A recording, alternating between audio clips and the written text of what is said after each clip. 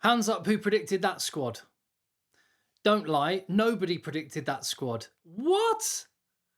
We've got to talk about this. South Africa, the world champions, have named their 33-man squad for France, and we didn't see that coming. I'm just like, that's bonkers, isn't it?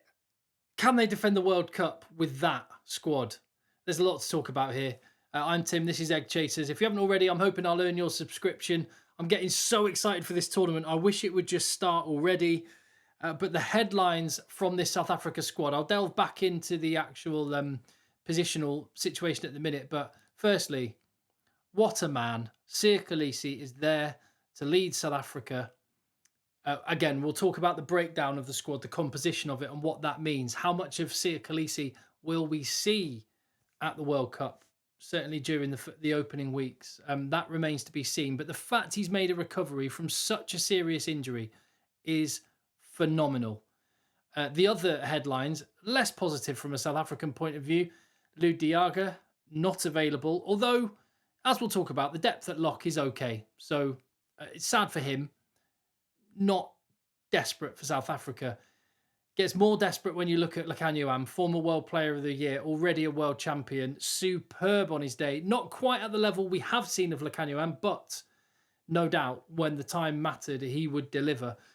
And they're looking a little bit thin on the ground in terms of cover. But even so, I'd say that that's bad news, really bad news for South Africa. Not as desperate as no Andre Pollard.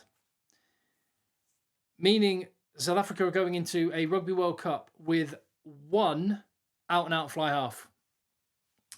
Only two named in their squad. And that must have you a little bit nervous if you're a South African fan. What are your overall feelings about the squad? Without drilling into too much detail, how has it changed your expectation on, if you're a South African fan, what you expect from your team? But if you're Scottish or Irish, or French or New Zealander and thinking about a quarterfinal, what does that, how does that make you, how does that change the complexion of things? Andre Pollard being out is a hammer blow. Now let's look back at the South African squad and go through this. It's the composition of the squad that I find really odd and unusual. 5 props. I think Thomas du Toit can feel unhappy with Stephen Kitsoff, Oxenche, Trevor Nyakane, Franz Malherbe, Vincent Koch being the props.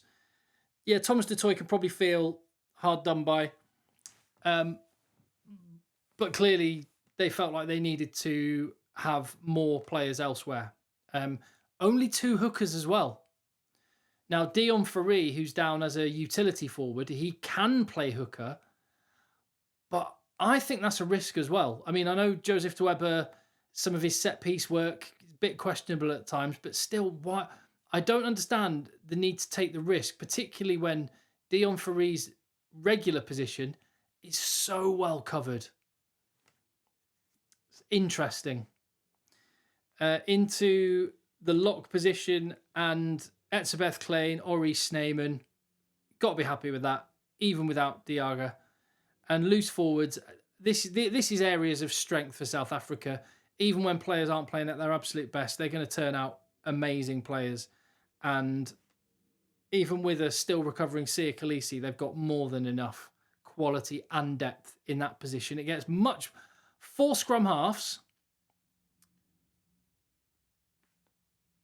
and 2 fly halves, one of which isn't really a fly half.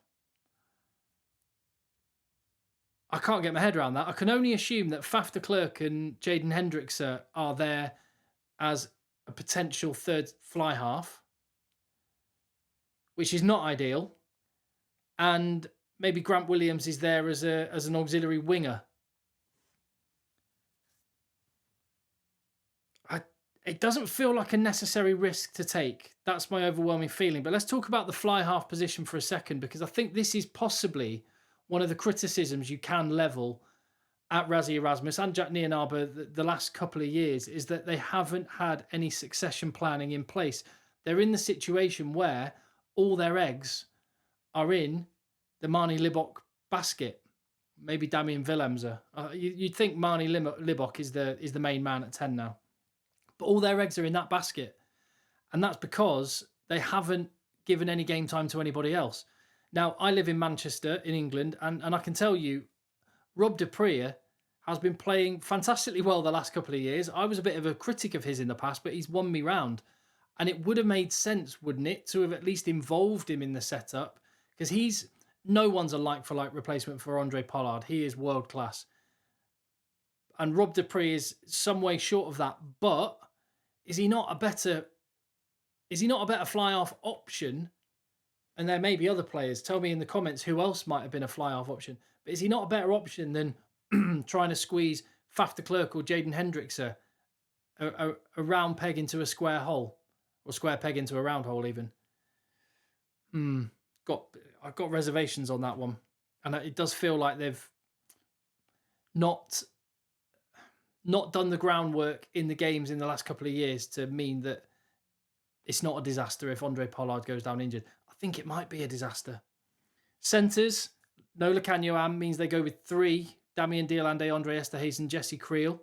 Jesse Creel is a step down in quality from Lekanyoam. There's no question. He's still a great player. Could we see Diolande and Esterhuizen as a partnership? I think Esterhuizen on form, I would have him in my starting team. Could he operate as a 13? That'd be a pretty imposing pair. It would change the way South Africa play a little bit, but just because he's big, don't be fooled into thinking Andre Esterhuizen is a Bosch type centre. He's got way more to his game than that. Oh, it's a concern, isn't it?